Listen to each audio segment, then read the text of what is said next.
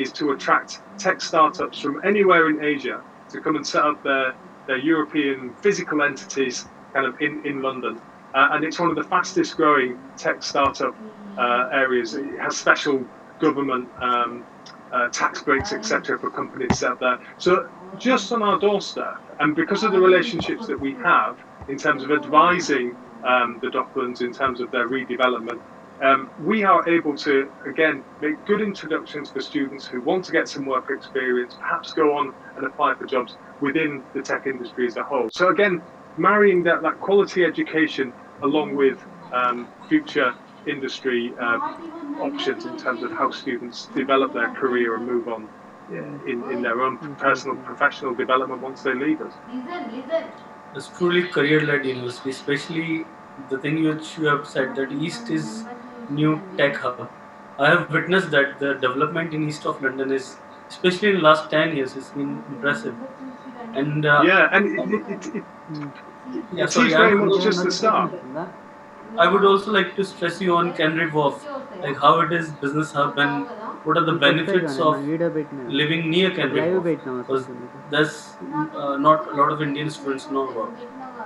Well, Canary Wharf was set up in the late 80s to be the financial rival to New York. And depending who you talk to, it is either the #1 financial center, or if you're at the other side of the Atlantic, you'd probably suggest that New York is. But it is very much the financial center for Europe, if not greatest swathes of the world.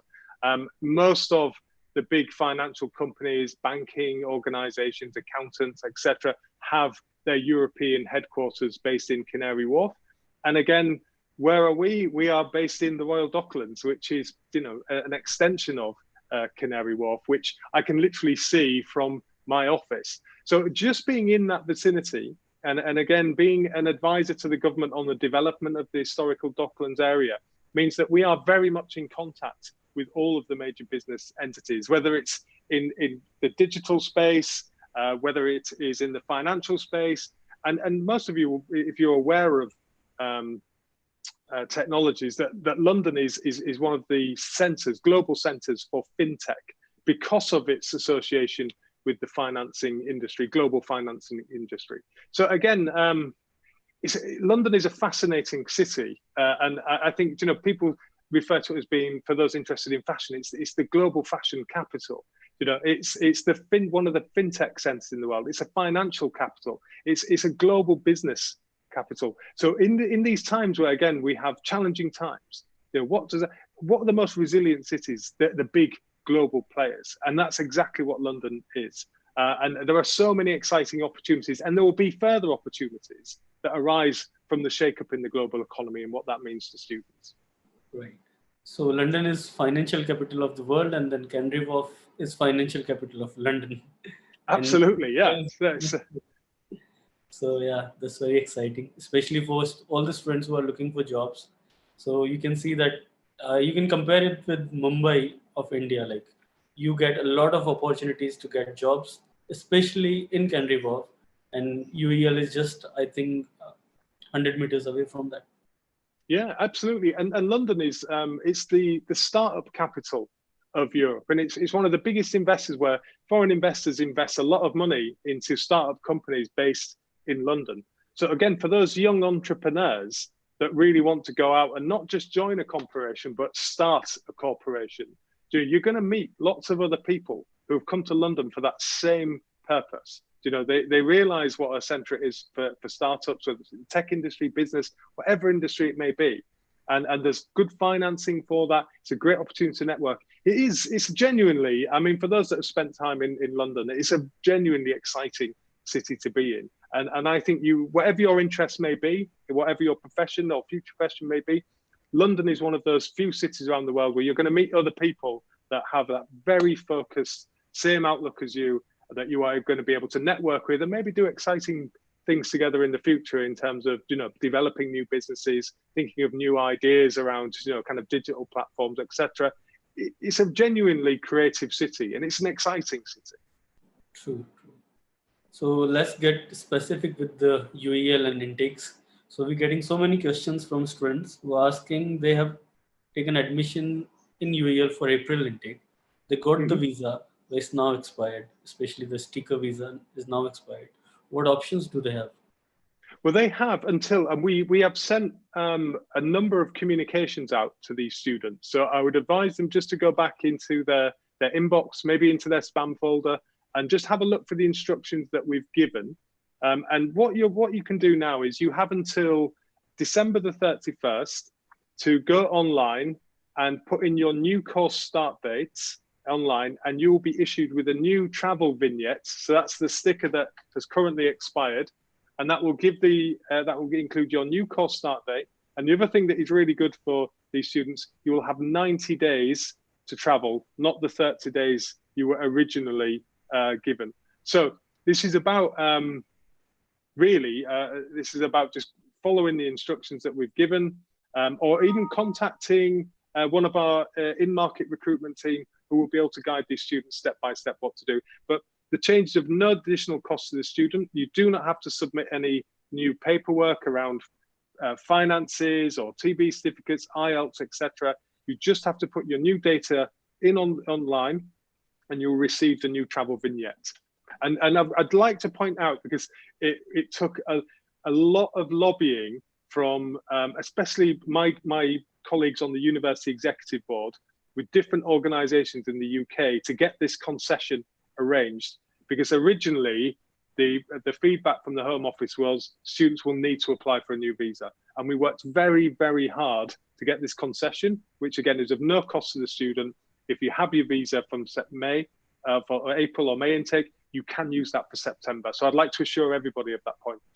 Your efforts are very much helpful for students. They must appreciate that. And I would also just like to extend my thanks and appreciation to the students for being patient with us, for actually finding this solution for them, but also for their patience and understanding as to why we had to ask them to defer from April over to September. So I'd like to thank them as well. True. So now, again, related question, most trending question on our chat today. When will you start issuing the cash letters for September intake?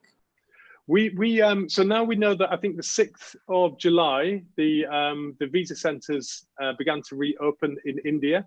So we couldn't issue any CAS before that date, but we hope to be able to start issuing CAS. We've put forward the proposal to the University's Executive Board, and we should be starting to issue CAS by the end of next week. Now, what that means for the students is, I'd just like to offer some guidance on this, is that you will be able to make your appointments online. So if we issue your CAS and you're ready to be issued your CAS, that means we've checked your TB certificates, we've checked your IELTS if you've submitted an IELTS, and we've also checked your proof of maintenance funds. Now, it's very important that you submit your electronic appointment requests as soon as possible. So just go online, fill out the form, and then wait for the UKVI to contact you. Because as long as all of your documents were put in for the appointment are not expired, it doesn't matter if let's say the interview is a little bit longer in coming back than you would normally experience because of the situation. But it means that you will be issued a visa because you've submitted the documents when they were all relevant. So the key to it is, as soon as we issue the CAS, don't delay, don't wait, just make that appointment online and then wait for the UKVI to get back to you. And that means that all of your documents will stay acceptable and they will not have expired. If you wait and they expire, you might have problems. Right. So to students, whoever has got offer letter and has made that initial deposit and cleared their pre-CAS interview, it's time for you to prepare for visa, and you do it fast so things get smoothly done and you don't miss your freshers week as well. Okay. Absolutely, yeah. That's absolutely the way to look at it. So another question is post-study work permit confirmed or not? So, yes, it is. Yeah, if you go onto the UK Gov website, there's clear indication that any student who graduates from the university after May 2021 will be the first wave of students eligible for the postgraduate route. So yes, it is confirmed. Right. I can see Pavel is also answering a lot of questions. He's trying. So thank you, Pavel, for doing that. I really Yeah. appreciate that. So But yeah, another, I think it is an amazing reintroduction. I think it's a very attractive proposition in terms of, if you look at what did we have prior to 2012, this was a 1-year visa, which is good, but not great. But I think the 2-year proposal, it's very attractive for students. It really gives them more time to immerse themselves in terms of getting that work experience that they need, getting that industry experience, networking, etc. 2-year period is a really good proposal. Obviously, we would like it to be longer. Let's see where we go. But I think 2 years as a start is really positive. right. We're getting another question like, how long do you think admissions are open for September intake? So, well, we're happy. Look, if you're, I would, with anything, it's like we were saying before, arrive on campus early.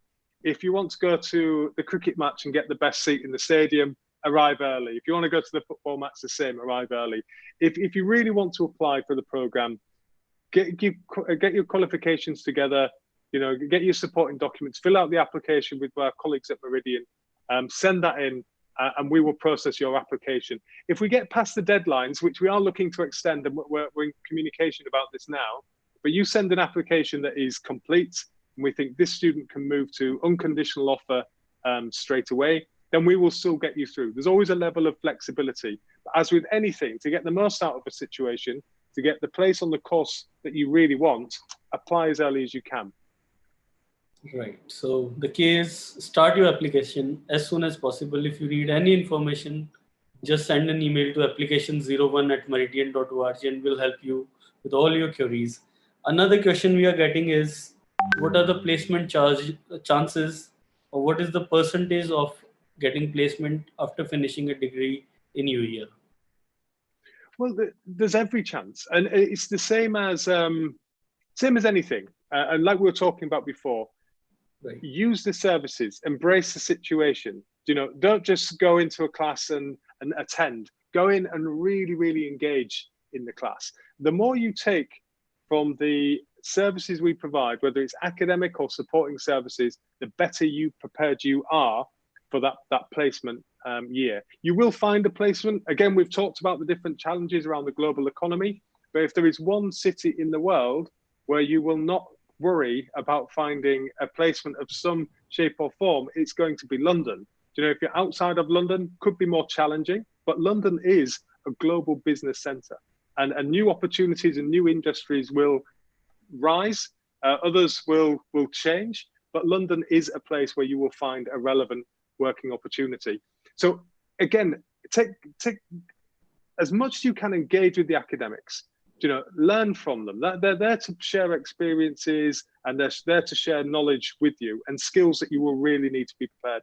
But also, if there is a module and it's about CV writing, or it's about how do you present yourself during an interview, go and again, don't just turn up for that module. Go and really engage with that module. Learn as much as you can about what you need to do to be able to really effectively present yourself to a future employee. If there's an industry fair, so we have, in the same way that I used to attend education fairs where we would meet students, we'd have our tables and we'd talk to students face to face, we will have events that are similar in terms of their format, but it will be industry partners. Go and attend those events, engage with these people, showcase your skills, show what you've learned, what could you bring to their organization? And that again is all about raising your profile. So get involved with clubs, get involved with societies, just be active in the lecture theatre, be active in the classroom, be active in clubs and societies, be active on campus. And that gives you the best possible opportunity, not just to get a placement, but get a very, very good placement. And that will change your life. That will change the way that you are able to engage with future potential employees, give you the confidence that you need to even go and start your own business. But just engage, all about engagement. So friends, it's more up to you to get the placement, because university is helping you in all the areas possible.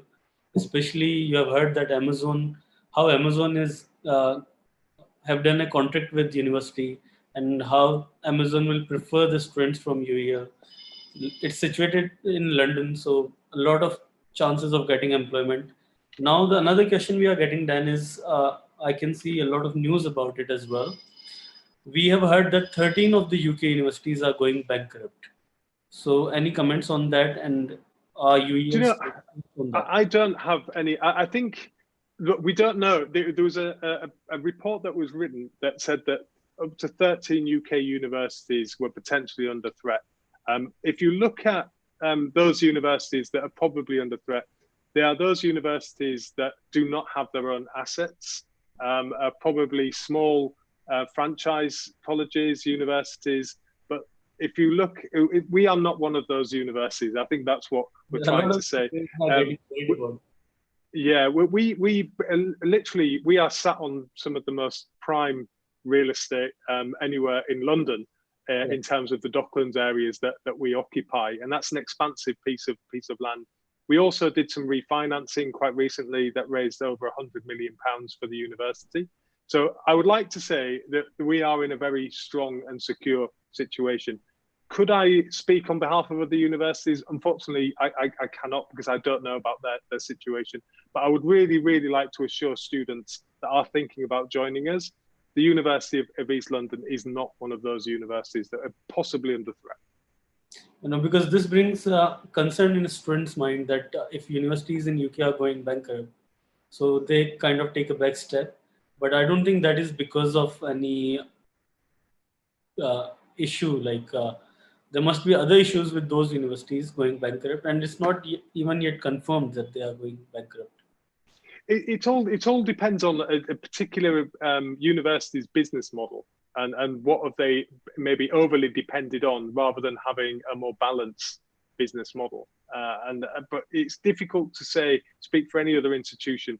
And I think if you actually look at the purpose of that report, the purpose of the report was to look at recommendations for the government to help with the higher education sector and the consequences of letting 10 institutions go bankrupt, or the benefits of injecting what is a relatively small amount of money, if you look at the other bailouts that have been proposed by the government, and what that does to protect the sector, but the jobs around it, what that means for the students who actually study from those institutions, but also what they bring to the local communities where they study. So it was more of I think the headline was 10 universities or 13 universities to go bankrupt, but it was more a recommendation of what the government needs to do to make sure that that doesn't happen. So in those articles, it was clearly mentioned that government must act and save those, but somehow the content was not encouraging for universities. So, I think to put this into context, I think what they were looking at was a bailout of £130 million, which I acknowledge that is a lot of money. But then if you look at what they have done to encourage people to actually go out and, let's say, go to a fast food restaurant like Nando's, they've just put aside £3 billion to help those. So it's more of I think it was a provocative report, but it was one that was meant to make the government think, how do we safeguard the education sector in the UK? Right. So I'm getting a lot of questions which are very technical in terms of they are mentioning about percentage and what course they can do. So for example, Reet Preet is asking questions about that she has completed BTech and got 72%. So I suggest all of you students, especially Reet, Upender, and Praveen, Rajni, all of you guys send your documents and send your queries on application01@meridian.org. Our counselors will look into your documents. They will check your documents. If you are eligible, we will process your application to UEL. So this is not the platform where we can discuss about your individual application. What we can discuss about here is what is the UK education system. If you have questions regarding education system, about university, about your career, we can answer here. But if you want to check your eligibility for admission, you can directly email us to application01@meridian.org. So again, we got a relevant question from Ravindra Kumar. He's asking, can you explain a bit more about blended learning system? So like the blended learning system. Travel to UK or not? So this is the. Oh no, The whole idea, and this is not just for UEL, but this is a government directive for all universities in the UK, is that we will be delivering face-to-face teaching from September 2020. If you look at, and again, I like to use this as an example, if you look at where the UK was 3 weeks ago compared to where the UK is today, it couldn't be any different in terms of how many different aspects of the economy have opened up, returning to a new normality. Because the key is the COVID situation will never probably go away, as with most similar related illnesses. But it's how do we live with it, and how do we live with it sensibly until we get the vaccinations that we all need. And that is where the UK economy is working. So this is not about, and I really need to stress this is not about the university delivering an online degree program or an online MBA program. That is not where we specialize. We are going to be providing a truly on-campus and virtual learning experience. And it is looking at probably where the future of the education sector was heading anyway. And it's probably something that has been talked about for a very long time, you know, kind of how do we change the learning experience to incorporate the technologies that everybody uses on a day-to-day basis.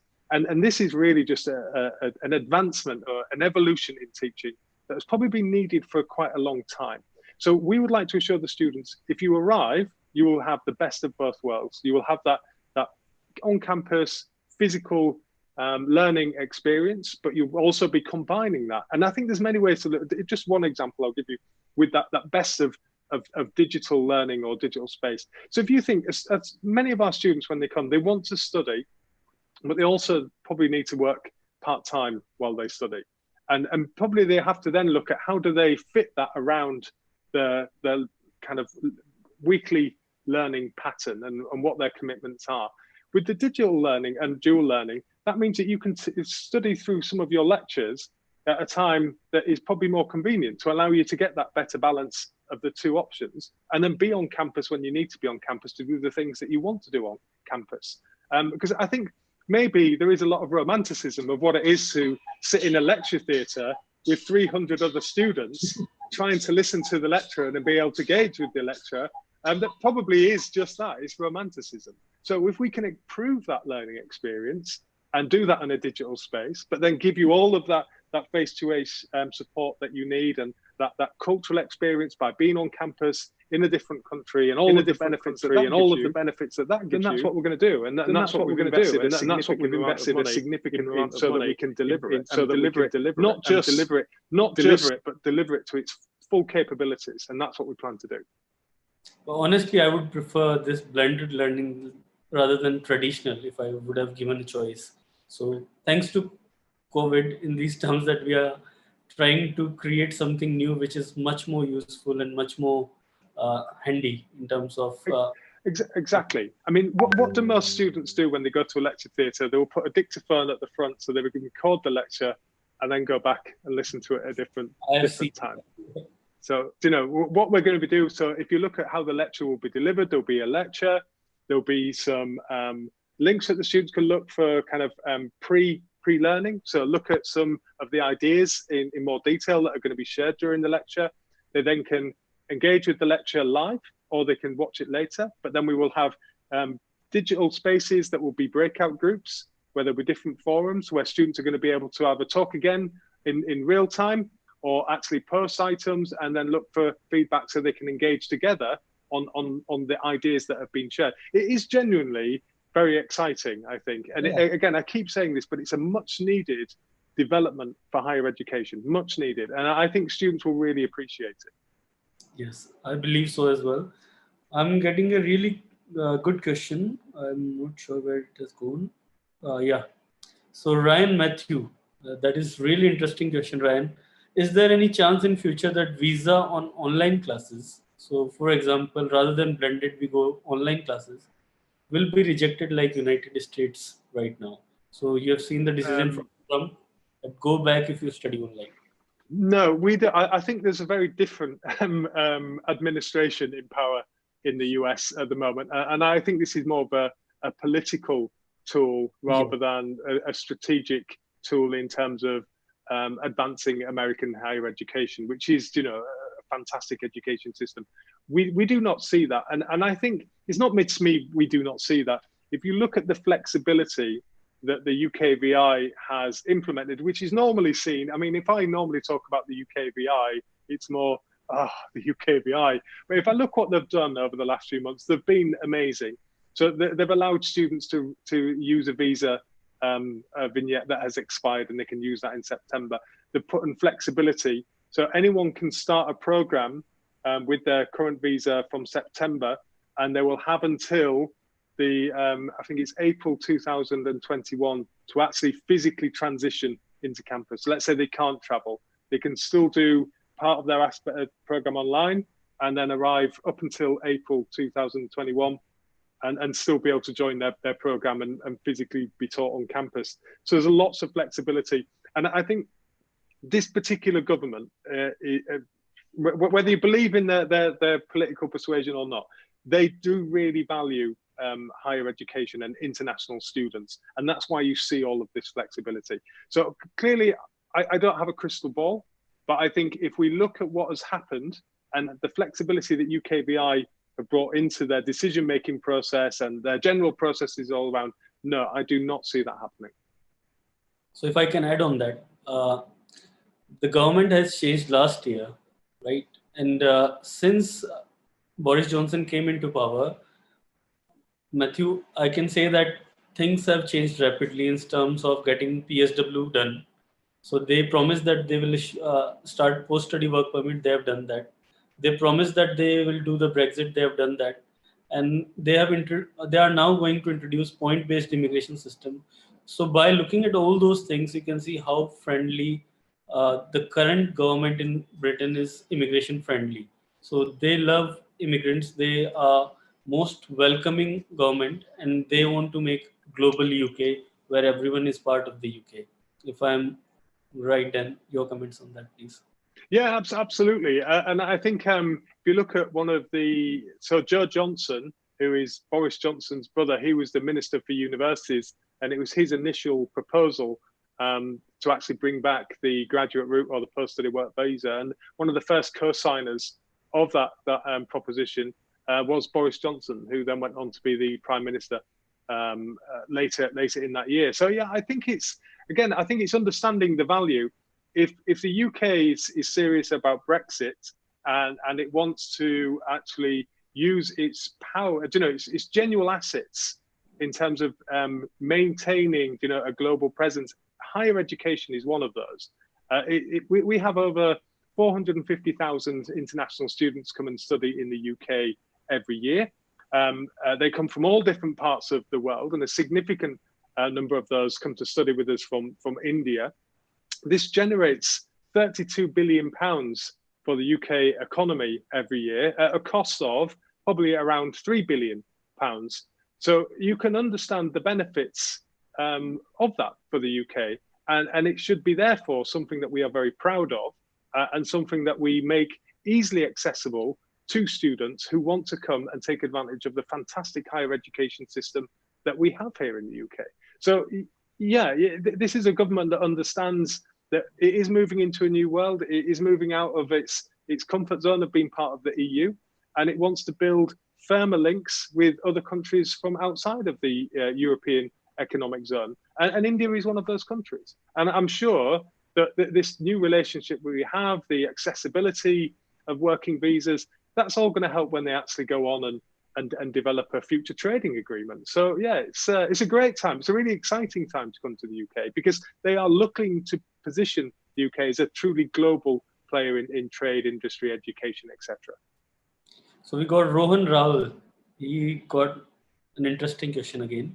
So Rohan is asking how UEL will help us in 14 days quarantine period. If we cannot go out of home, will you bring them food? Yeah, we will. We will make sure that you get all of the support that you need. And it depends. We're looking at two different things. So if you have your own private accommodation, how do we support you in terms of taking private accommodation? But I think the one that is probably going to be the most sensible is if that students are able to take a a short-term 14-day lease of one of our on-campus accommodation, where they have their own room, their own bathroom, own private shower facilities. And then we have our student services team on campus to make sure that everybody gets all of the support they need, whether that's, if they feel unwell, we're able to help them, or whether that's bringing them food, making sure they have all the shopping that they need. So we are just firming up those plans. I still, maybe I'm optimistic, but again, going back to, the changes that you see even within a 2-week period, that I believe by the time we get to September, there will be no requirement for a 14-day quarantine period. And I think if you look at the initial scheme that was brought in by the government, that was at the first week in June, and within less than 3 weeks, that they'd opened up the UK to 70 different countries. So I think it's a case of we will be prepared. We will be able to offer you all of the support that you need and a plan for quarantine. But we will also, monitor the situation. And if we don't need it, then we don't need it. That's a really positive news which you are providing us. So according to Dan, there will be no quarantine requirement. But if there is, the university will help you in that. And I got another really good question from Ravindra Kumar. What he's saying is, if we attend online classes, can we use university gadgets such as the PCs, internet, and all those stuff? Or do we have to bring our own laptops and stuff? We would encourage you. We do have a scheme. And again, I will share more information about this scheme, but we do have a scheme to support students who have difficulties accessing IT. And I know we're building up quite a significant asset bank of IT collateral that we will use to give to students. Students will have to apply to be able to access these pieces of hardware, but it will be there. The library and IT suites will be functioning. So students, if they can come onto campus, which we fully expect they will be able to, and in fact, we have people on campus at the moment as part of our clearing operation, then they will be able to use the university's libraries and IT suites, etc.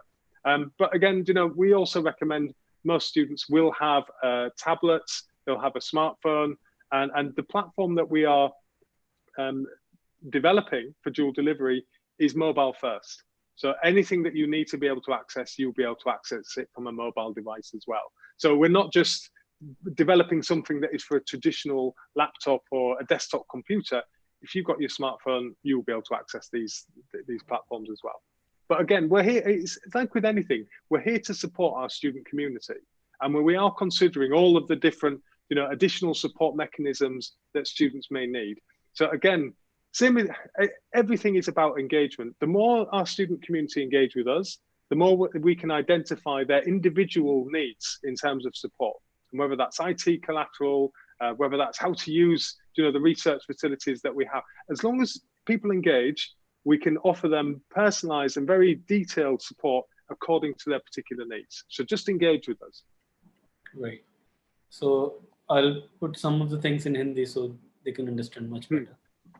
So friends, अगर आप में से किसी को भी subject specific question पूछना है या आपकी परसेंटेज, आपकी एलिजिबिलिटी चेक करवानी है, तो आप प्लीज़ एप्लीकेशन 01@meridian.org पे ईमेल करें. यहाँ पे आपको यूके एजुकेशन सिस्टम में कोई प्रॉब्लम लग रही है, कोरोना के बाद में, कोविड-19 के बाद में सितंबर इनटेक कैसे होगा, आपको उसके रिलेटेड कोई क्वेश्चन है, तो वो आप इस लाइव सेशन में पूछिए ताकि हम आपके वो आंसर्स दे पाएँ. सब्जेक्ट रिलेटेड क्या स्कोप है, किसमें क्या है, वो आप हमें एप्लीकेशन 01@meridian.org पे ईमेल करें उसके लिए. और अभी so now Praveen is asking, there are no flights, how can we travel to UK? And nobody has declared anything about the flights, neither India nor UK. So we are waiting. So we expect there to be some decision made by the Indian government by I think mid-July as to when international flights to and from multiple destinations will be able to start to travel. The other piece of news that we heard was that Virgin are actually selling tickets from Mumbai and Delhi to London to be scheduled to start in September. We are also monitoring this situation. I think the same with many other UK universities. We've also started to look at chartering flights from India that we would be able to provide to students. We had some quotes come in which are now being assessed again by the executive board at the university. So we're monitoring the situation. We do believe that travel will begin again in India, international flights, before the course start date. But we will just monitor that situation, and we will find solutions where we need to find solutions. So for us, anything, again, the support, do we need to help the students in terms of chartering flights? If that's something we need to do, then that's something we're seriously considering. So again, this is really good news for students. So the university is saying that by September, the flight should be started. If not, they are ready to help you with the charter plane as well. So they'll do as much as possible to get you on campus. So do not worry about that. Keep your process going and start your intake for September itself. So there is no reason you should stop your September and defer your intake to January. So there is no proper reason for that. Rather, there are more chances of getting visa on time, getting quality education in September, because there'll be less students and you will get more focus from university. For January, whoever is deferring now for January, you will have much less chances of getting admission because there'll be a lot of students. So September is opportunity for you rather than thinking of deferring for January intake. If I'm not wrong, then. I would, and do you know, I really can't stress this enough, that the current situation is as near to kind of a pro-COVID era that we've had over the last few months than it obviously it has been since it started. But it literally, you can go to restaurants now, you can go to a cafe now, you can go to the pub now, which you haven't been able to do. You'll be able to go swimming. You'll be able to go to the fitness centers from next week.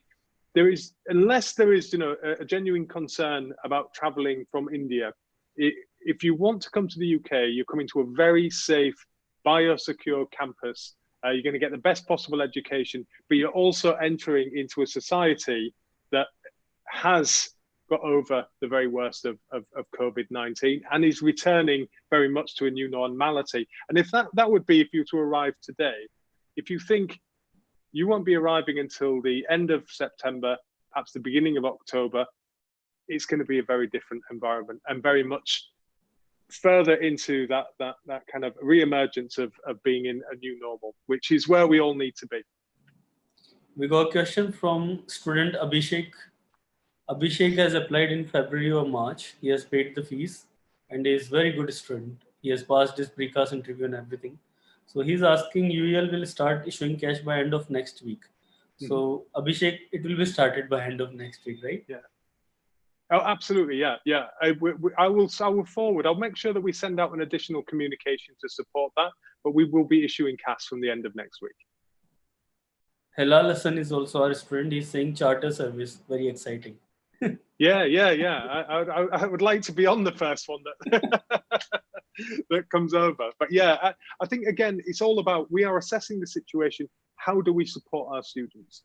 And if that's by looking at charter flights, that's what we'll do. So Sinchana Bhardwaj is asking, which intake is better, September or January? Definitely September, I would say. I would say September, because you have the full choice of degree programs.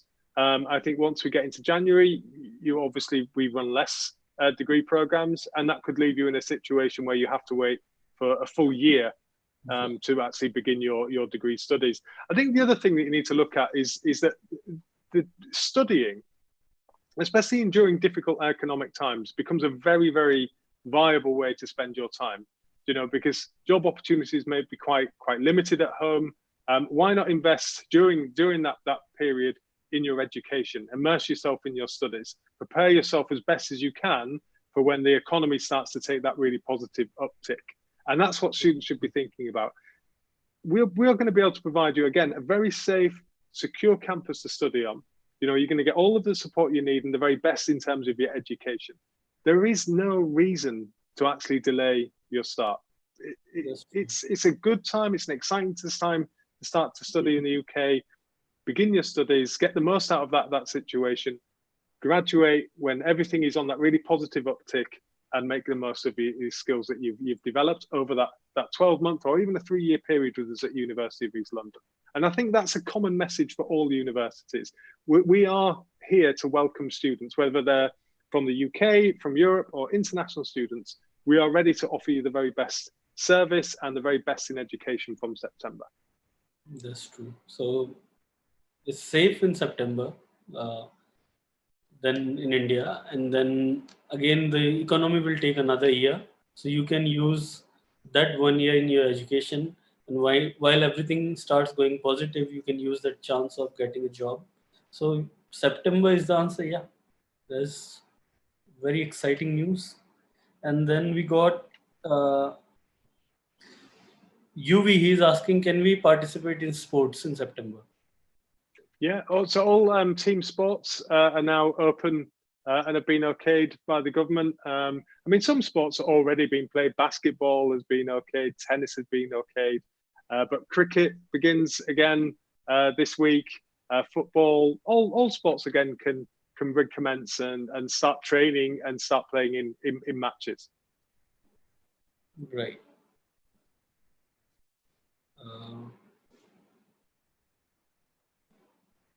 So any other question, guys? You can use this time while there's some connection error with them.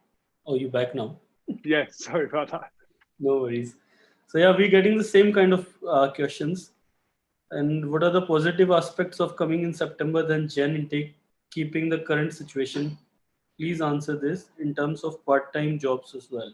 So Kishan is asking about the part-time job situation if they come in September. So, yeah, again, I mean, so large sections of the UK economy, especially around what they class as being non-essential shops. The first wave started to open probably 3 weeks ago now. All non-essential shops have now been open for the last 2 weeks. So all of those kind of part-time jobs that students traditionally look for within the hospitality entertainment sector, they are all of these businesses are open. People are starting to go back into the high street. They are going shopping. They are going to restaurants. And these are the jobs that you will probably get in that first phase while you're learning, just to help supplement your income. And again, I can't stress this enough. There is no more dynamic city in the whole of the UK that will be the first to bounce back despite any of the challenges that it faces than London. And I would assure you that if you want to find part-time work, you will find part-time work from September. So it's, and if you think people have been, I know myself, I've been waiting to be able to go out and do some of the things that I would normally have done as just everyday routine that I probably wouldn't have really thought were that exciting.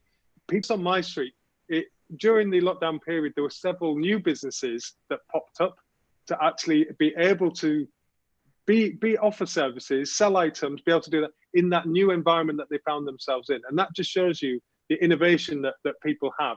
And that's, it's an exciting part of business acumen, and the students that we're probably talking to, many of those will want to be future entrepreneurs. It's that entrepreneurial spirit of London, that business acumen that people have. Right, this is a challenge, but within that challenge, there is an opportunity. How do I make the most of it?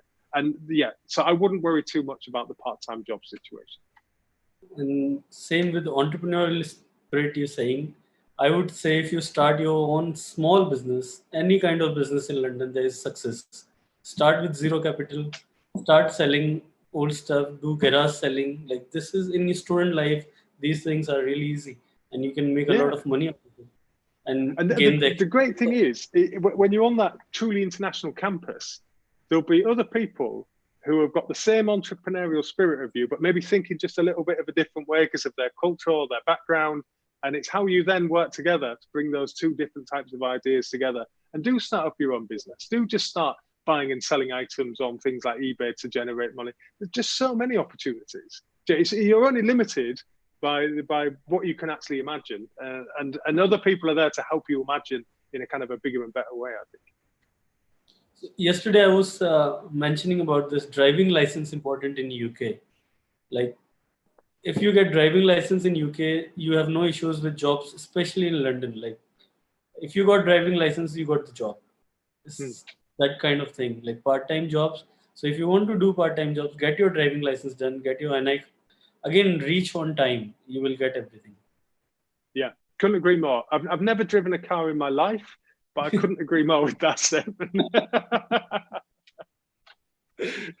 So yeah, I think we're getting the same kind of questions again. So do you want to say the last message for UEL and September intake and UK education, please? Yeah, I mean, again, for me, it's for the University of East London, we are 100% careers focused.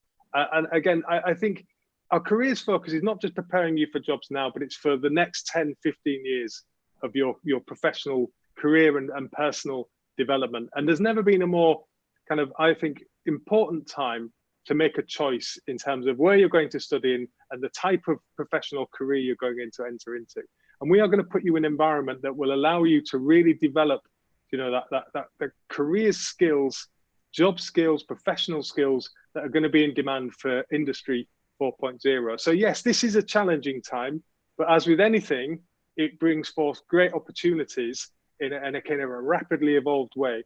And this is where we find ourselves in, whether you're in India or whether you're in the UK, this is the challenges and opportunities that confront you. And it's what you want to do with yourself. Embrace the opportunities, get the skills that you need during this time, go on and then be a great success. So yeah, embrace the new world, embrace the new advancements and make the most of it and learn in your own particular way with the support of the great academic team and support services at the University of East London. And do that in, again, one of the most dynamic, culturally diverse and exciting cities in the world. And that city is London. So yeah, any of you that do decide to come and join us, you will get the best of what we call dual delivering. And that is the future of education, but it's the future of education and it's now.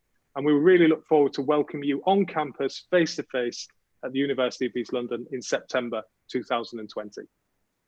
Thank you. That was very positive, especially for the students who are in just of whether they should go in September or not. Let me have those students who cannot get the English properly. So September intake आपके लिए अभी open है. Flights का जैसे Dan sir ने बताया, अगर flights open नहीं होती तो यूनिवर्सिटी की तरफ से चार्टर प्लेन अरेंज किया जाएगा.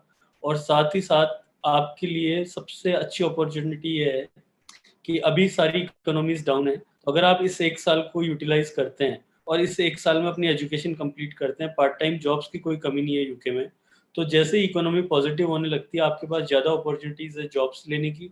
और साथ ही साथ अभी आपके वीज़ा चांसेस भी काफ़ी अच्छे हैं. तो इस टाइम को आप यूज़ करें और जो भी आपके क्वेश्चंस हैं, कोई भी आपकी एप्लीकेशन में अगर आप एप्लीकेशन 01@meridian.org पे भेज दें. इंस्टेंट अगर आपको कोई भी क्वेश्चन के आंसर्स चाहिए तो आप इंस्टाग्राम पे हमें मैसेज कर सकते हैं. वहाँ पे हम कोशिश करते हैं कि within 1 hour we reply you. साथ ही thank you so much Dan for such a positive session and because so many students they got the queries solved and it was really pleasure to having you on this show. Yeah, can I just say thank you for inviting me, Omar. I really appreciate it. And again, you know, it's a genuine pleasure to work with Meridian Education and your team of counsellors. So thank you very much for the warm invitation. Okay, thank you so much, Dan, and I'll see you again then. Yeah, thank you very much. Take care. Guys, we are done. We are done.